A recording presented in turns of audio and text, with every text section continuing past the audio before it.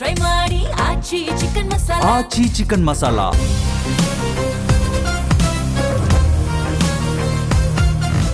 ನಮಸ್ಕಾರ, ಜಿ ಮುಖಾಮುಖಿ ಕಾರ್ಯಕ್ರಮಕ್ಕೆ ಸ್ವಾಗತ. ನಾನು ದಿವ್ಯಶ್ರೀ.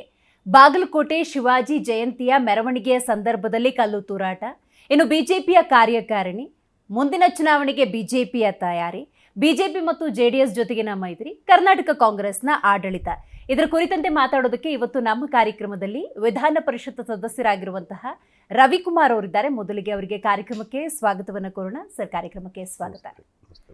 ಬಾಗಲಕೋಟೆ ಶಿವಾಜಿ ಜಯಂತಿ ಮೆರವಣಿಗೆಯ ಸಂದರ್ಭದಲ್ಲಿ ಆದಂತಹ ಕಲ್ಲು ತೂರಾಟ ಪ್ರಕರಣಕ್ಕೆ ಸಂಬಂಧಪಟ್ಟಂತೆ ನಿಮ್ಮ ಪ್ರತಿಕ್ರಿಯೆ ಏನು? ಈ ಸದ್ಯದ ಈ ಘಟನೆಯನ್ನು ನೋಡಿದ್ರೆ ವ್ಯವಸ್ಥಿತ ಪಿತೂರಿ ಅಂತ ಏನಾದರೂ ಅನ್ಸುತ್ತಾ? ಹೇಗೆ ನೋಡಿ, ಇದು ಮೊದಲನೇ ಬಾರಿ ಅಲ್ಲ ಕರ್ನಾಟಕದಲ್ಲಿ. ಈ ಸರ್ಕಾರ ಬಂದ ಮೇಲೆ ಸಾಕಷ್ಟು ಕಡೆಗಳಲ್ಲಿ ಹಿಂದೂ ಮೆರವಣಿಗೆಗಳ ಮೇಲೆ, ಉದಾಹರಣೆಗೆ ಗಣಪತಿ ಉತ್ಸವ ನಡೆಯುವಾಗ, ಗಣಪತಿ ಮೆರವಣಿಗೆ ನಡೆಯುವಾಗ ಕಲ್ಲು ತೂರಾಟ ಆಗಿರೋದನ್ನು ನಾವು ನೋಡಿದ್ದೇವೆ. ಈಗ ಶಿವಾಜಿ ಜಯಂತಿಯ ದಿನ ನಿನ್ನೆ ಬಾಗಲಕೋಟೆನಲ್ಲಿ ಶಿವಾಜಿ ಭಾವಚಿತ್ರವನ್ನು ಇಟ್ಕೊಂಡು ಪ್ರೊಸೆಷನ್ ಮಾಡ್ತಾ ಇರುವಾಗ ಒಂದು ಮಸೀದಿ ಹತ್ರ ಹೋಗ್ತಾ ಇರುವಂಥ ಸಂದರ್ಭದಲ್ಲಿ ಮಸೀದಿ ಕಡೆಯಿಂದ ಕಲ್ಲು ತೂರಾಟ ಮಾಡಿದ್ದಾರೆ. ಶಿವಾಜಿ ಜಯಂತಿ ಅಂಗವಾಗಿ ನಡೀತಾ ಇರ್ತಕ್ಕಂಥ ಪ್ರೊಸೆಷನ್ ಮೇಲೆ, ಮೆರವಣಿಗೆ ಮೇಲೆ. ನಾನು ಕೇಳೋದಕ್ಕೆ ಬಯಸ್ತೇನೆ, ಯಾಕೆ ಹಿಂಗೆ ಮಾಡ್ತಾರೆ ಅಂತ. ಇದು ಮೊದಲನೇ ಬಾರಿ ಏನಲ್ಲ. ಈಗ ಉದಾಹರಣೆಗೆ ಶಿವಮೊಗ್ಗದಲ್ಲಿ ಈ ಥರದ ಘಟನೆ ಮರುಕಳಿಸಿದೆ, ಹುಬ್ಳಿನಲ್ಲಾಗಿದೆ, ಈಗ ಬಾಗಲಕೋಟೆನಲ್ಲಾಗಿದೆ, ಮಂಡ್ಯದಲ್ಲಾಗಿದೆ, ಆಮೇಲೆ ಮದ್ದೂರಿನಲ್ಲಾಯಿತು. ಈ ಥರ ಅನೇಕ ಕಡೆಗಳಲ್ಲಿ ಆಗಿದೆ. ಯಾಕೆ ಆಗ್ತಾ ಇದೆ ಅಂತ ಹೇಳಿದ್ರೆ ಈ ಸರ್ಕಾರ ಸರಿಯಾಗಿ ಕ್ರಮ ತೆಗೆದುಕೊಳ್ತಾ ಇಲ್ಲ. ಹಾಗಾಗಿ ಅವ್ರು ಕಲ್ಲು ತೂರಾಟ ಮಾಡ್ತಾರೆ, ಚಪ್ಪಲಿ ತೂರಾಟ ಮಾಡ್ತಾರೆ. ಎಲ್ಲರೂ ಇಲ್ಲ, ಎಲ್ಲ ಅಲ್ಪಸಂಖ್ಯಾತರು, ಎಲ್ಲ ಮುಸಲ್ಮಾನರು ಹೀಗೆ ಮಾಡ್ತಾರೆ ಅಂತ ನಾನು ಹೇಳಲ್ಲ. ಆದರೆ ಕೆಲವರು ಕಿಡಿಗೇಡಿಗಳು ಯಾರಿದ್ದಾರೆ, ಕೆಲವರು ದುಷ್ಟರು ಯಾರಿದ್ದಾರೆ, ಸಮಾಜದಲ್ಲಿ ಅಶಾಂತಿಯನ್ನು ನಿರ್ಮಾಣ ಮಾಡ್ತಕ್ಕಂಥವ್ರು, ಇವ್ರ ಮೇಲೆ ಸರ್ಕಾರ ಒಂದು ದಿಟ್ಟ ಕ್ರಮವನ್ನ, ಗಂಭೀರ ಕ್ರಮವನ್ನು ತೆಗೆದುಕೊಳ್ತಾ ಇಲ್ಲ. ಆರಂಭದಲ್ಲಿ ಒಂದು ಮಾತನ್ನು ನೀವು ಹೇಳಿದ್ರಿ ಸರ್, ಈ ಸರ್ಕಾರ ಬಂದ ಮೇಲೆ ಅಂತ. ಈ ಸರ್ಕಾರ ಬಂದ ಮೇಲೆ ಅನ್ನೋದ್ರ ಅರ್ಥ ಏನು? ಅಂದ್ರೆ ಯಾರಾದ್ರೂ ಕುಮ್ಮಕ್ಕು ಕೊಡ್ತಾರಾ? ಈ ಸರ್ಕಾರ ಅಂದ್ರೆ ಅವರನ್ನ ಓಲೈಸುವ ಸರ್ಕಾರ ಇದು. ಇದು ನಮ್ಮ ವೋಟ್ ಬ್ಯಾಂಕ್. ಇವರು ನಮ್ಮನ್ನ ಬಿಟ್ರೆ ಬೇರೆಯವ್ರು ವೋಟ್ ಹಾಕಲ್ಲ ಅಂತೇಳಿ ಅವ್ರನ್ನ ನಂಬ್ಕೊಂಡಿರ್ತಕ್ಕಂಥ ಸರ್ಕಾರ. ನಾನು ಕೇಳೋದಕ್ಕೆ ಬಯಸ್ತೇನೆ, ನೀವು ತಪ್ಪು ಯಾರೇ ಮಾಡಲಿ, ಯಾವುದೇ ಒಂದು ಸರ್ಕಾರಕ್ಕೆ ಜಾತಿ ಇರಬಾರ್ದು ಮತ್ತು ಧರ್ಮ ಇರಬಾರ್ದು, ಸಂವಿಧಾನ ಮಾತ್ರ ಇರಬೇಕು ಅದಕ್ಕೆ. ನಿಜ. ಆದರೆ ಈ ಸರ್ಕಾರ ಸಂವಿಧಾನವನ್ನ ಮೀರಿ, ಕಾನೂನನ್ನ ಮೀರಿ ಅವರನ್ನ ಬೆಂಬಲಿಸ್ತಾ ಇದೆ, ಕಿಡಿಗೇಡಿಗಳನ್ನ ಬೆಂಬಲಿಸ್ತಾ ಇದೆ. ಎಲ್ಲರೂ ಇಲ್ಲ ಅದ್ರೊಳಗಡೆ, ಕಿಡಿಗೇಡಿಗಳನ್ನ ಬೆಂಬಲಿಸ್ತಾ ಇದೆ. ಫಾರ್ ಎಕ್ಸಾಂಪಲ್ ಹೇಳ್ತೇನೆ, ಯಾಕೆ ಅವ್ರ ಮೇಲೆ ಇಮಿಡಿಯೇಟ್ ಅರೆಸ್ಟ್ ಮಾಡಲಿಲ್ಲ ನಿನ್ನೆ ಕಲ್ಲು ತೂರಾಟ ಮಾಡಿದ ತಕ್ಷಣವೇ? ಯಾಕೆ ಅರೆಸ್ಟ್ ಮಾಡಿದ್ರೆ ಏನಾಗ್ತಾ ಇತ್ತು? ತಪ್ಪು ಮಾಡಿದವನಿಗೆ ಹಿಡಿದು ಒಳಗಾಕಿ ಬೆಂಡೆತ್ತಿ. ಆದ್ರೆ ಈ ಸರ್ಕಾರ ಅದನ್ನ ಮಾಡಲ್ಲ. ಆ ಕಿಡಿಗೇಡಿಗಳಿಗೂ ಹಾಗಾದ್ರೆ ಹುಂಬ ಧೈರ್ಯ ಇರ್ಬೋದಲ್ಲ? ಖಂಡಿತ. ಇದು ನಮ್ಮ ಸರ್ಕಾರ ಅಂತ ಇದೆ ಅವರಿಗೆ. ಅವ್ರಿಗೆ ಏನಾಗಿದೆ, ಕೆಲವರು ಕಿಡಿಗೇಡಿಗಳು ಯಾರಿದ್ದಾರೆ, ಕೆಲವರು ಕಿರಾತಕರು ಯಾರಿದ್ದಾರೆ, ಸಮಾಜದಲ್ಲಿ ಅಶಾಂತಿಯನ್ನ ನಿರ್ಮಾಣ ಮಾಡುವಂಥವ್ರು, ಇದು ನಮ್ಮ ಸರ್ಕಾರ, ಹೆಚ್ಚು ಅಂದ್ರೆ ಕೇಸ್ ಹಾಕಿದ್ರೆ ಆಮೇಲೆ ಕೇಸ್ ತೆಗೆದಾಕ್ತಾರೆ ಅಂತ ಇದೆ. ಮತ್ತು ಕೇಸ್ ತೆಗೆದಾಕಿದ್ದಾರೆ ಕೂಡ. ಈಗ ನೋಡಿ, ಹುಬ್ಳಿನಲ್ಲಿ ಗಲಾಟೆ ಆಗಿತ್ತು, ಹಳೆ ಹುಬ್ಳಿನಲ್ಲಿ. ಅಲ್ಲಿ ಹಿಂದೂ ಮುಸ್ಲಿಂ ಗಲಾಟೆ ಆದಂತ ಸಂದರ್ಭದಲ್ಲಿ ಪೊಲೀಸರ ಮೇಲೆಲ್ಲ ಕಲ್ಲು ತೂರಾಟ ಆಗಿತ್ತು. ಆ ಕೇಸನ್ನ ತೆಗೆದಾಕಿದ್ರು. ಅಂದ್ರೆ ಪೊಲೀಸರು SP ತಲೆ ಬಿದ್ದಿದೆ, ನಿನ್ನೆ ತಲೆಗೆ ಏಟು ಬಿದ್ದಿದೆ. ಇಬ್ಬರು ಪೊಲೀಸರು ಗಾಯಗಳಾಗಿದೆ, ಹಾಸ್ಪಿಟಲೈಸ್ಡ್ ಆಗಿದ್ದಾರೆ. ಅಧಿಕಾರಿಗಳ ಮೇಲೆ ಕಲ್ಲು ತೂರಾಟ ಮಾಡಿದ್ರು, ಹಿಂದೂಗಳ ಮೇಲೆ ಕಲ್ಲು ತೂರಾಟ ಮಾಡಿದ್ರು. ಅಂಬೇಡ್ಕರ್ ಪ್ರೊಸೆಷನ್ ನಡೀತಾ ಇದ್ರೆ ಅವ್ರ ಮೇಲೆ ಕಲ್ಲು ತೂರಾಟ ಆದ್ರೂ ಕೂಡ ಈ ಸರ್ಕಾರ ಗಂಭೀರವಾಗಿ ತೆಗೆದುಕೊಳ್ಳಲ್ಲ. ಹೆಚ್ಚು ಅಂದ್ರೆ ಒಂದು FIR, ಆಮೇಲೆ ಮತ್ತೆ ಅದನ್ನ ತೆಗೆದಾಕೋದು ಈ ಸರ್ಕಾರದ ಪಾಲಿಸಿ ಆಗ್ಬಿಟ್ಟಿದೆ. ಹಾಗಾಗಿ ಹೆಚ್ಚು ಅಂದ್ರೆ ಒಂದು FIR ಮಾಡ್ತಾರೆ, ಆಮೇಲೆ ನಾವು ಒತ್ತಡ ಹಾಕಿದ್ರೆ ಕೇಸ್ ತೆಗೆದಾಕ್ತಾರೆ. ಇದು ಅವರಿಗೆ ಅರ್ಥ ಆಗಿದೆ, ಹಂಗಾಗಿ ಇವ್ರು ಮಾಡ್ತಾ ಇದ್ದಾರೆ. ಆಡಳಿತ ಪಕ್ಷದ ಈ ನಿಷ್ಕ್ರಿಯತೆಗೆ ಅಥವಾ ಇಂತಹ ಧೋರಣೆಗೆ ಕೇವಲ ಆಡಳಿತ ಪಕ್ಷದ ಅಧಿಕಾರಿಗಳು ಅಥವಾ ಆಡಳಿತ ಪಕ್ಷ ಕಾರಣ ಅನ್ನೋದರ ಜೊತೆಗೆ ವಿರೋಧ ಪಕ್ಷದ ನಿಷ್ಕ್ರಿಯತೆ ಕೂಡ ಕಾರಣ ಈಗ ಆಗಿರಬಹುದಲ್ವಾ? ವಿರೋಧ ಪಕ್ಷ ನೋಡಿ ಸಕ್ರಿಯವಾಗಿದೆ. ಹ್ಮ್.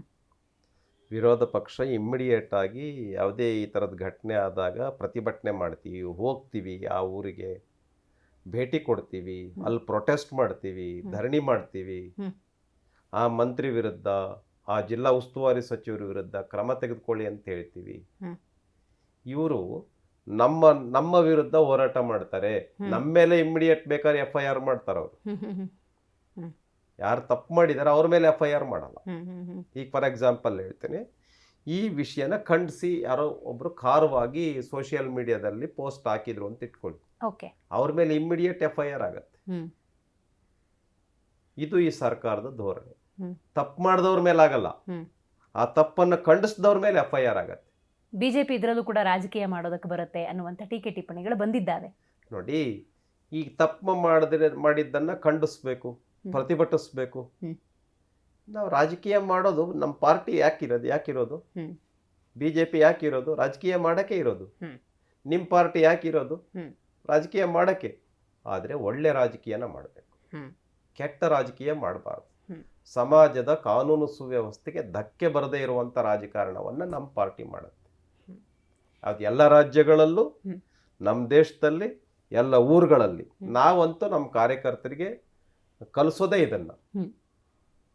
ಅಶಾಂತಿಯನ್ನು ನಿರ್ಮಾಣ ಮಾಡಿ, ಸಮಾಜದಲ್ಲಿ ಕೆಟ್ಟ ಪರಿಸ್ಥಿತಿಯನ್ನು ನಿರ್ಮಾಣ ಮಾಡಿ, ಇದು ನಮ್ಮ ಕಾರ್ಯಕರ್ತರಿಗೆ ನಾವು ಹೇಳೋದು ಇಲ್ಲ. ಆ ಥರದ ಒಂದು ತರಬೇತಿನೂ ಕೂಡ ನಾವು ಕೊಡಲ್ಲ.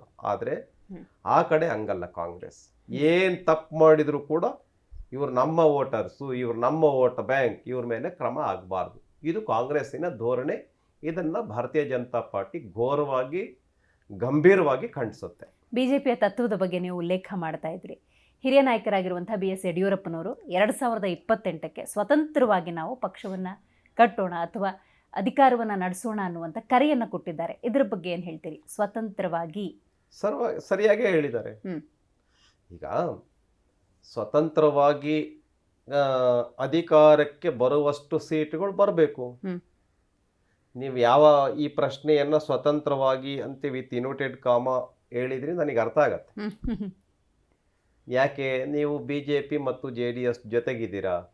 ಎಸ್, BJPಗೆ 120, 130 ಸೀಟು ಬರಲಿ, JDSಗೂ ಕೂಡ 50, 60, 100 ಸೀಟು ಬರಲಿ, ನಮ್ದೇನು ವಿರೋಧ ಇಲ್ಲ. ಆದರೆ BJPಯ ಗುರಿ ಏನು? ನಮಗೆ ಆಡಳಿತ ನಡೆಸೋದಕ್ಕೆ ಬೇಕಾಗುವಷ್ಟು ಬಹುಮತ 113 ಬೇಕು. ನಾವು ಇದು ಮಾಡ್ತಾ ಇದೀವಿ, ಸುಮಾರು ಒಂದು 130, 140 ಸೀಟು ಬರಬೇಕು. ಈ ಗುರಿ ಇಟ್ಕೊಂಡು ಕೆಲಸ ಮಾಡ್ತಾ ಇದೀವಿ. ಅದಕ್ಕೆ ಯಡಿಯೂರಪ್ಪನವರು ನಿನ್ನೆ ಹೇಳಿದ್ದಾರೆ, BJP ಸ್ವಂತ ಕಾಲ ಮೇಲೆ ಅಧಿಕಾರ ನಡೆಸುವಷ್ಟು, ಸ್ವತಂತ್ರವಾಗಿ ಅಧಿಕಾರ ನಡೆಸುವಷ್ಟು ಸೀಟುಗಳನ್ನು ಬರೋ ರೀತಿನಲ್ಲಿ ನೀವು ಕೆಲಸ ಮಾಡಿ, ವಾತಾವರಣ ಚೆನ್ನಾಗಿದೆ ಅಂತ ಹೇಳಿದ್ದಾರೆ. ಇದ್ರೊಳಗೇನು ತಪ್ಪಿಲ್ಲ. ಹಾಗಾಗಿ ನಾನು ಯಡಿಯೂರಪ್ಪನವ್ರಿಗೆ ಅಭಿನಂದಿಸ್ತೇನೆ. ಇದು ನೀವು ಹೇಳೋ ಕಾಂಟೆಕ್ಸ್ಟಲ್ಲಿ ತಗೊಂಡ್ರೆ ಹೌದು, ನೀವು ಸ್ವತಂತ್ರವಾಗಿದ್ದರೆ ಹೌದು. ಆದರೆ BJP ಮತ್ತು JDS ಮೈತ್ರಿಯಲ್ಲಿ ನಡ್ಕೊಂಡು ಹೋಗ್ತಿದ್ದಾಗ ಈ ಹೇಳಿಕೆ ಒಂದು ಸ್ವಲ್ಪ ದ್ವಂದ್ವಕ್ಕೆ ಈಡು ಮಾಡೋದಿಲ್ವಾ? ಈಗ ಆಲ್ರೆಡಿ ಕೇಂದ್ರದಲ್ಲಿ ನಮ್ಮ ಪಾಲಿಸಿ ಇದೆ. ನಮಗೆ ಅಧಿಕಾರಕ್ಕೆ ಬರುವಷ್ಟು ಅಥವಾ ನಮಗೆ ಮೆಜಾರಿಟಿ ಬರುವಷ್ಟು ಸೀಟ್ ಬಂದರೂ ಕೂಡ ನಾವು NDA ಜೊತೆನಲ್ಲಿ ನಮ್ಮ ಅಲಯನ್ಸ್ ಮುರಿಯಲ್ಲ, ನಾವು ಒಟ್ಟಾಗಿ ಅಧಿಕಾರದಲ್ಲಿ ಇರ್ತೀವಿ ಅಂತ ನಮ್ದು ಆಲ್ರೆಡಿ ನಮ್ಮ ರಸ್ತೆ ಇದೆ. ಆ ತರ ನಮ್ಮ ಮಾರ್ಗನೇ ಹಂಗಿದೆ.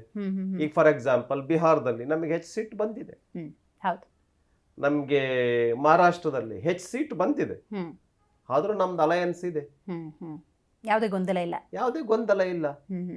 ಇದು ನಮ್ಮ ಭಾರತೀಯ ಜನತಾ ಪಾರ್ಟಿಯ ಪಾಲಿಸಿ. 2028ರ ಚುನಾವಣೆ BJPಯಲ್ಲಿ ಯಾರ ನೇತೃತ್ವದಲ್ಲಿ ಹೋಗುತ್ತೆ ಅನ್ನೋದಕ್ಕೂ ಕೂಡ ರಾಧಾ ಮೋಹನ್ ದಾಸ್ ಅಗರ್ವಾಲ್ ಅವರು ಒಂದು ಕ್ಲಾರಿಟಿಯನ್ನು ಕೊಟ್ಟಿದ್ದಾರೆ. ವಿಜಯೇಂದ್ರ ಅವರ ನೇತೃತ್ವದಲ್ಲಿ ನಡೆಯುತ್ತೆ ಅಂತ ಹೇಳಿ. ಇಷ್ಟು ದಿವಸ ಇದ್ದಂತಹ ಗೊಂದಲಗಳಿಗೆ ಈ ಹೇಳಿಕೆ ತೆರೆ ಎಳೆದಿದೆ ಅಂತ ಹೇಳ್ಬೋದಾ? ನೋಡಿ, ಯಾರ ಅಧ್ಯಕ್ಷರಿರ್ತಾರೆ ಸಾಮಾನ್ಯ ಅವ್ರ ನೇತೃತ್ವ ಅಂತ ಹೇಳ್ತಾರೆ, ಅದ್ರೊಳಗೆ ಏನೇನು ತಪ್ಪಿಲ್ಲ.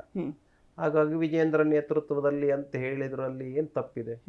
ನಾವೀಗ ಜಗತ್ ಪ್ರಕಾಶ್ ನಡ್ಡಾ ಅವರ ನೇತೃತ್ವದಲ್ಲಿ ಇಡೀ ದೇಶದಲ್ಲಿ ಪಾರ್ಲಿಮೆಂಟ್ ಎಲೆಕ್ಷನ್ ಅನ್ನ ಮಾಡ್ತೀವಿ, JP ನಡ್ಡಾ ಅವರ ನೇತೃತ್ವದಲ್ಲಿ.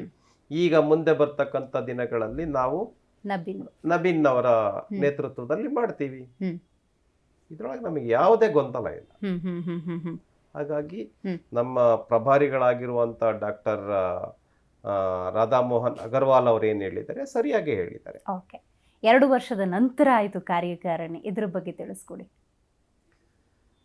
2 ವರ್ಷದ ನಂತರ ಆಗಿತ್ತು ಕಾರ್ಯಕಾರಿಣಿ ಅಂತ ಹೇಳಿದ್ರೆ ಯಾರು ನಿನ್ನೆ ಕಾರ್ಯಕಾರಿಣಿಗೆ ಬಂದಿದ್ದಾರೆ ಅವರೇನು 2 ವರ್ಷದ ನಂತರನೇ ಬಂದಿಲ್ಲ. ಮಧ್ಯದಲ್ಲಿ ಅನೇಕ ಕಾರ್ಯಕ್ರಮಗಳಲ್ಲಿ ಬಂದಿದ್ದಾರೆ. ಕಾರ್ಯಕಾರಿಣಿಯನ್ನ ನಾವು ಈಗ ಮಾಡಿದ್ದೇವೆ ಅಷ್ಟೇ. ಹಾಗಾಗಿ ಈಗ ಯಾರು ಬಂದಿದ್ರು ನಿನ್ನೆ ಅವರು ಪ್ರತಿ 3 ತಿಂಗಳಿಗೆ 4 ತಿಂಗಳಿಗೆ ನಮ್ಮ ರಾಜ್ಯದ ಕಾರ್ಯಕಾರಿಣಿ ರಾಜ್ಯದ ಬೇರೆ ಬೇರೆ ಸಭೆಗಳಲ್ಲಿ ಬಂದೇ ಇದ್ದಾರೆ. ಹಾಗಾಗಿ ಇದರೊಳಗೇನು ಬಹಳ ಹೊಸದಾಗಿ ಗೊಂದಲ ನಿರ್ಮಾಣ ಆಗಿದೆ ಆ ಥರದ್ದೇನಿಲ್ಲ. ಓಕೆ, ಸದ್ಯದ ಬಿಜೆಪಿಯ ನಡವಳಿಕೆ ಇರ್ಬೋದು ಅಥವಾ ಸ್ಪೀಡ್ ಇರ್ಬೋದು, ಇದನ್ನು ಗಮನಿಸಿದಾಗ ಬಿಜೆಪಿ ಮತ್ತು JDS ನಡುವಿನ ಈ ಒಂದು ಮೈತ್ರಿ ಎಷ್ಟರ ಮಟ್ಟಿಗಿದೆ ಅನ್ನುವಂಥ ಸಹಜ ಪ್ರಶ್ನೆ ಇದ್ದೇ ಇರತ್ತೆ. ಇದರ ನಡುವೆ ಯತ್ನಾಳ್ ಅವರು ಕುಮಾರಸ್ವಾಮಿ ಅವರನ್ನು ಭೇಟಿಯಾಗಿದ್ದಾರೆ, ಒಂದು 20 ನಿಮಿಷ ಪ್ರತ್ಯೇಕವಾಗಿ ಮಾತುಕತೆ ಕೂಡ ನಡೆಸಿದ್ದಾರೆ. ಸೊ ಕುತೂಹಲದ ಕಣ್ಣುಗಳ ಸಹಜವಾಗಿ ಇದ್ದೇ ಇರತ್ತೆ. ಈ ಪ್ರಶ್ನೆಗೆ ಏನು ಹೇಳ್ತೀವಿ? ನೋಡಿ, ಈ ಪ್ರತಿಯೊಬ್ಬ ರಾಜಕಾರಣಿಗಳು ಕೂಡ ತಮ್ಮ ರಕ್ಷಣೆಯನ್ನ ಮಾಡ್ಕೊಳ್ಳೇಬೇಕು. ಹಂಗೆ ನಮ್ಮ ಪಾರ್ಟಿ ತಮ್ಮ ಪಾರ್ಟಿಯನ್ನ ರಕ್ಷಣೆ ಮಾಡ್ಕೊಳ್ಬೇಕು, ಅವ್ರ ಪಾರ್ಟಿ ಅವ್ರ ರಕ್ಷಣೆಯನ್ನ ಮಾಡ್ಕೊಳ್ಬೇಕು. ಯಾವುದೇ MLA MP MLC ತಮ್ಮ ರಕ್ಷಣೆಯನ್ನ ತಾವು ಮಾಡ್ಕೊಳ್ಬೇಕು. ಭೇಟಿ ಆಗಿರ್ಬೋದು, ನಾನು ಕೂಡ ಭೇಟಿ ಆಗಿರ್ತೀನಿ ಅನೇಕ ಸಂದರ್ಭದಲ್ಲಿ.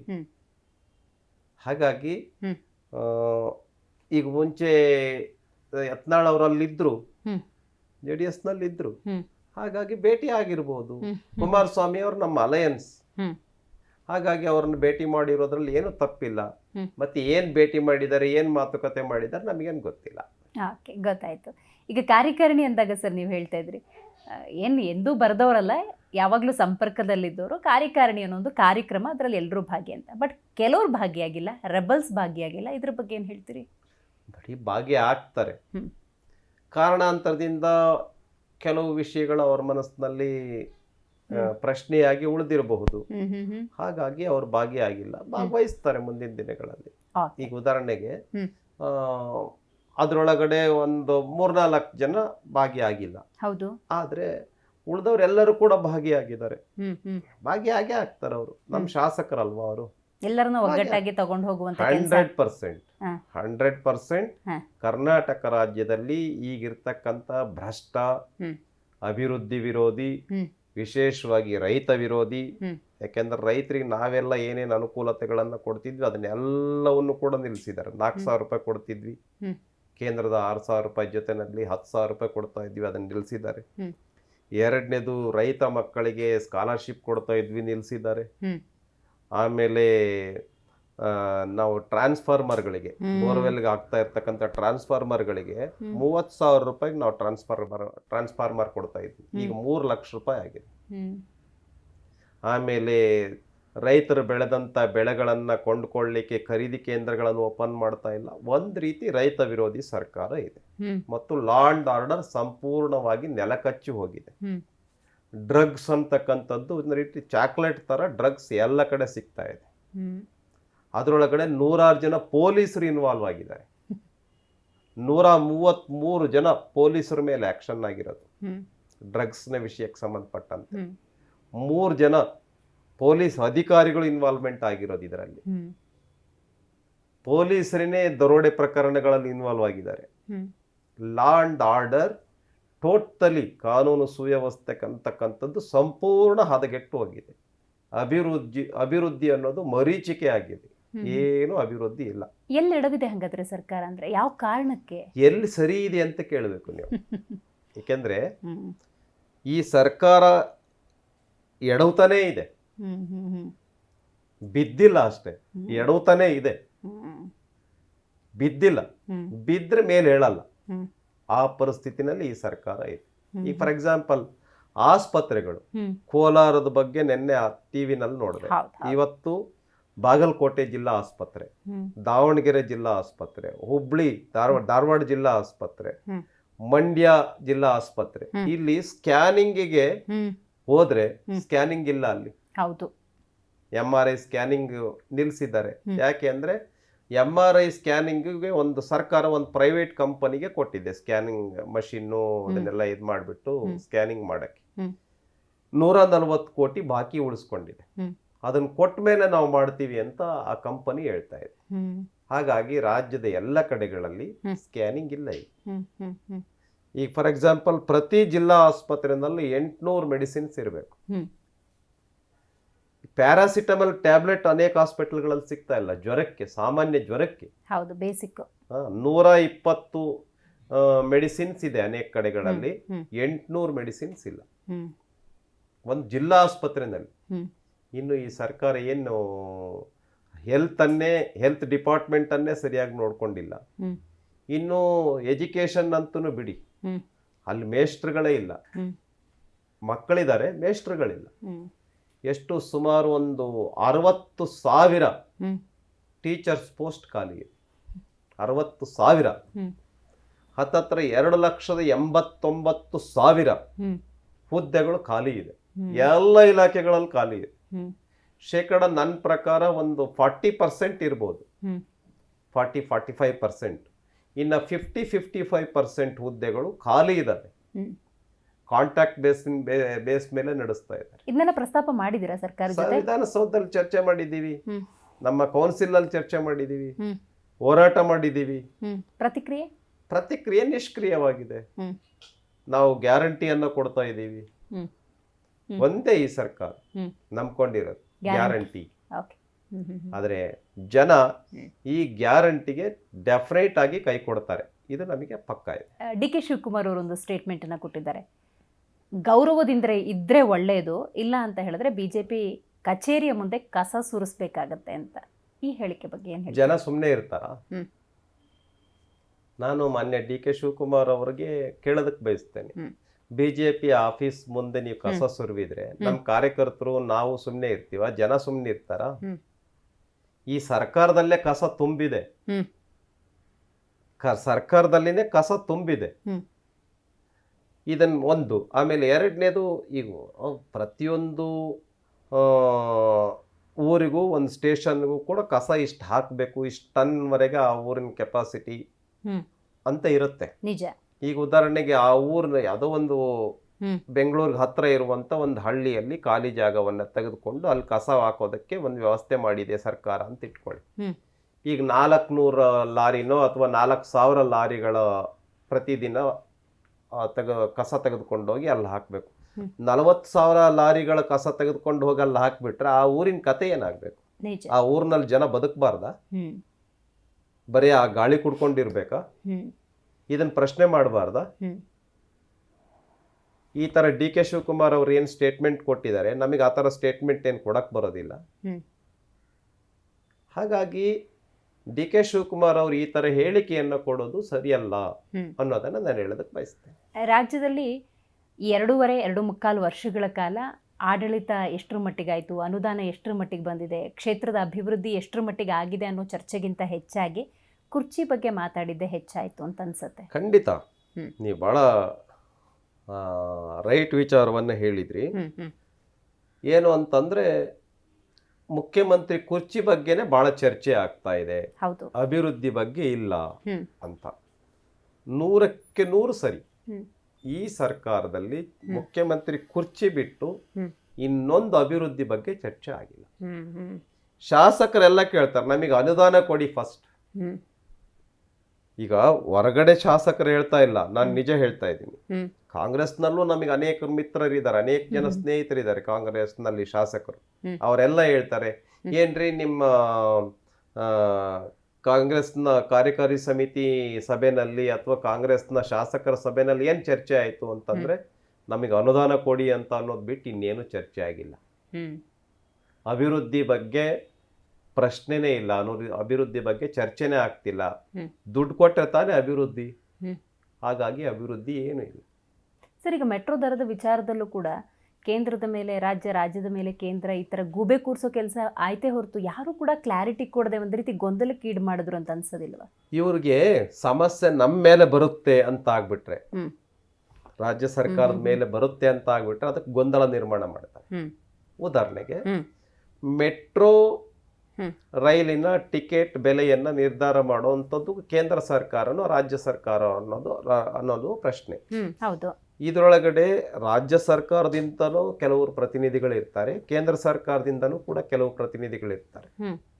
ಇಬ್ರು ಸೇರ್ಬಿಟ್ಟು ನಿಶ್ಚಯ ಮಾಡೋದು ಎಲ್ಲಿ? ಕೇಂದ್ರದಲ್ಲಿ. ಹಾಗಾಗಿ ಕೇಂದ್ರ ಸರ್ಕಾರ ನಿಶ್ಚಯ ಮಾಡುತ್ತೆ ಅಂತ ಹೆಂಗ್ ಹೇಳ್ತಾರೆ ಇವರು? ನಿಮ್ಮ ಪ್ರತಿನಿಧಿಗಳು ಇರ್ತಾರಲ್ಲಿ, ರಾಜ್ಯದ ಪ್ರತಿನಿಧಿ ಇರ್ತಾರೆ, ರಾಜ್ಯದವರು ಕೇಂದ್ರದವರು ಇರ್ತಾರೆ. ಕೇಂದ್ರ ಹೆಂಗ್ ನಿಶ್ಚಯ ಮಾಡುತ್ತೆ? ನಾನು ಇದನ್ನ ಮುಖ್ಯಮಂತ್ರಿಗಳಿಗೆ ಉಪಮುಖ್ಯಮಂತ್ರಿಗಳಿಗೆ ಕೇಳೋದಕ್ಕೆ ಬಯಸುತ್ತೆ. ನಿಮ್ ರೆಪ್ರೆಸೆಂಟೇಟಿವ್ಸ್ ಇದಾರೆ ತಾನೇ ಅಲ್ಲಿ, ಕೇಂದ್ರದವರು ಇದ್ದಾರೆ, ಇಬ್ರು ಸೇರೆ ನಿಶ್ಚಯ ಮಾಡಬೇಕು. ಈ ತರ ಸಿಸ್ಟಮ್ ಇರೋದು. ಇದು ಕೇಂದ್ರದ ಮೇಲೆ ಒತ್ತಾಕುವಂತ ಕೆಲಸ ಇದೇನಿದು? ಹಾಗಾಗಿ ಈ ತರ ಕೆಟ್ಟ ರಾಜಕಾರಣವನ್ನ ಸರ್ಕಾರ ಮಾಡೋದನ್ನ ಬಿಡಬೇಕು ಅಂತ ನಾನು ಹೇಳೋದಕ್ಕೆ ಬಯಸ್ತೇನೆ. ಆಡಳಿತ ಸರ್ಕಾರ ಎಲ್ಲೆಲ್ಲಿ ವೈಫಲ್ಯವನ್ನು ಅನುಭವಿಸ್ತಿದೆ ಅನ್ನೋದನ್ನ ನೀವು ಉಲ್ಲೇಖ ಮಾಡಿದ್ರು ಕೂಡ ಬಹುತೇಕ ಕಾಂಗ್ರೆಸ್ ನಾಯಕರು 2028ಕ್ಕೆ ನಾವೇ ಅಂತ ಹೇಳ್ತಿದ್ದಾರೆ. ಮಣ್ಣಿಗೆ ಬಿದ್ರು ಪೈಲವಾನ್ ಒಬ್ಬ ಕೆಳಗಡೆ ಬಿದ್ರು ಕೂಡ ಇಲ್ಲ ನಂದು ಇನ್ನು ಮೀಸೆ ಮಣ್ಣಾಗಿಲ್ಲ ಅಂತ ಹೇಳಿ, ಹಂಗೆ ಜನ ಇವರಿಗೆ ಚೀತು ಅಂತ ಬೈತಾ ಇದ್ದಾರೆ. ಚೀತು ಅಂತ ಬೈತಾ ಇದಾರೆ ಅಕ್ಷರಶಃ. ಎಲೆಕ್ಷನ್ ನಡೆದ್ರೆ ನನ್ನ ಪ್ರಕಾರ ಸೋತು ಮನೆಗೆ ಹೋಗ್ತಾರೆ. ಆದ್ರೆ ಇವ್ರು ಏನ್ ಹೇಳ್ತಾ ಇದ್ದಾರೆ? ಹೇಳ್ಬೇಕಲ್ಲ, ಯಾಕಂದ್ರೆ ಇಲ್ಲ ಸೋತ್ ಬಿಡ್ತೀವಿ ಅಂತ ಹೇಳಕ್ಕಾಗಲ್ಲ. ಹಾಗಾಗಿ ಅವ್ರು ಹೇಳ್ತಾ ಇದ್ದಾರೆ ನಾವೇ ಅಧಿಕಾರಕ್ಕೆ ಬರೋದು ಅಂತ. ಜಿಬಿಎ ಚುನಾವಣೆ ಬೇರೆ ಇರೋದ್ರಿಂದಾಗಿ ನಿಮ್ಮ ಮಹಾರಾಷ್ಟ್ರದಲ್ಲಿ ಅಧಿಕಾರಕ್ಕೆ ಬರ್ತೀವಿ ಅಂತ ಹೇಳ್ತಿದ್ರಿ ನೀವು. ಎಲ್ಲಿ ಎಷ್ಟು ಸೀಟ್ ಬಂದಿದೆ ನಿಮಗೆ ಮಹಾರಾಷ್ಟ್ರದಲ್ಲಿ? ಒಂದು 5-6 ಸೀಟ್ ಬಂದಿರ್ಬೇಕೇನೋ ಅಷ್ಟೇ. ಮಹಾರಾಷ್ಟ್ರ 15 ಸೀಟ್ ಅಷ್ಟೇ, ಓನ್ಲಿ 15 ಸೀಟ್. ಏನಾಯ್ತು ಹರಿಯಾಣದಲ್ಲಿ, ಛತ್ತೀಸ್ಗಢದಲ್ಲಿ ಏನಾಯ್ತು, ಮಧ್ಯಪ್ರದೇಶದಲ್ಲಿ ಏನಾಯ್ತು? ಇಡೀ ದೇಶದಲ್ಲಿ ಕೇವಲ 3 ರಾಜ್ಯಗಳಲ್ಲಿ, ಅದು ತೆಲಂಗಾಣ, ಕರ್ನಾಟಕ ಮತ್ತು ಹಿಮಾಚಲ್, 3 ಇಡೀ ದೇಶದಲ್ಲಿ 21 ಕಡೆಗಳಲ್ಲಿ, ದೇಶದ 21 ಕಡೆಗಳಲ್ಲಿ ಬಿಜೆಪಿ ನೇತೃತ್ವದ NDA ಸರ್ಕಾರ ಇದೆ. ಅದು ಓಟ್ ಚೋರಿಯಿಂದ ಅಂತಾರಲ್ಲ. ಓಟ್ ಅಂದ್ರೆ ಕುಣಿಲಾರಕ್ ಬರ್ದೇ ಇರ್ತಕ್ಕಂಥವ್ರು ನೆಲ ಡೊಂಕು ಅನ್ನಂಗೆ. ಓಟ್ ಚೋರಿ ಹೆಂಗಾಗತ್ತೆ? ಓಟ್ ಚೋರಿ ಹೆಂಗಾಗತ್ತೆ? ನಿಮ್ಮ ಪ್ರತಿ ಬೂತ್ ಅಲ್ಲಿ ನಿಮ್ ಪೋಲಿಂಗ್ ಏಜೆಂಟ್ ಇರ್ತಾರೆ, ವೋಟಿಂಗ್ ಆಗಿರುತ್ತೆ. ಎಲೆಕ್ಟ್ರಾನಿಕ್ ಮಷಿನ್ ಮೂಲಕನೇ ವೋಟಿಂಗ್ ಆಗ್ತೀವಿ, ಎಲೆಕ್ಟ್ರಾನಿಕ್ ಮಷಿನ್ ನಲ್ಲೇ ಕೌಂಟಿಂಗ್ ಆಗತ್ತೆ. ಕೋರ್ಟ್ಗಳಿದೆ, ನಿಮ್ ಪೋಲಿಂಗ್ ಏಜೆಂಟ್ ಇರ್ತಾರೆ. ಪ್ರತಿಯೊಂದು MLA ಕಾನ್ಸ್ಟಿಟ್ಯೂನ್ಸಿಗೆ ನಿಮ್ MLA ಕ್ಯಾಂಡಿಡೇಟ್ ಜೊತೆನಲ್ಲಿ BLA 1 ಇರ್ತಾನೆ, MLA ಕ್ಯಾಂಡಿಡೇಟ್ ಇರ್ತಾನೆ, ಕೋರ್ಟ್ ವ್ಯವಸ್ಥೆ ಇದೆ. ಇದೆಲ್ಲದರ ಮಧ್ಯದಲ್ಲೂ ಕೂಡ ವೋಟ್ ಚೋರಿ ನಡೆಯುತ್ತಾ? ಕ್ಯಾಮ್ರಾಗಳಿದೆ, ಅಲ್ಲಿ ಅಫಿಷಿಯಲ್ಸ್ ಕೂತ್ಕೊಂಡಿರ್ತಾರೆ. ಇದೇ ವಿಚಾರಕ್ಕೆ ಜಿಬಿಎ ಬ್ಯಾಲೆಟ್ ಪೇಪರ್ ಅಂತ ಹೇಳಿದ್ದಾರೆ. ಹೇಳಿ, ನಮ್ಗೇನ್ ಸಮಸ್ಯೆ ಇಲ್ಲ. ಈಗ ಉದಾಹರಣೆ ನಮ್ದು ತಂತ್ರಜ್ಞಾನ, ಮೊಬೈಲ್ ಯುಗ, ಡಿಜಿಟಲ್ ಯುಗ ಅಂತ ಹೇಳ್ತಾ ಇದ್ದಾರೆ. ಇಲ್ಲಪ್ಪ ನಾವು ತ್ರೇತಾಯುಗಕ್ಕೆ ಹೋಗೋದು, ನಾವು ದ್ವಾಪರ ಯುಗಕ್ಕೆ ಹೋಗೋದು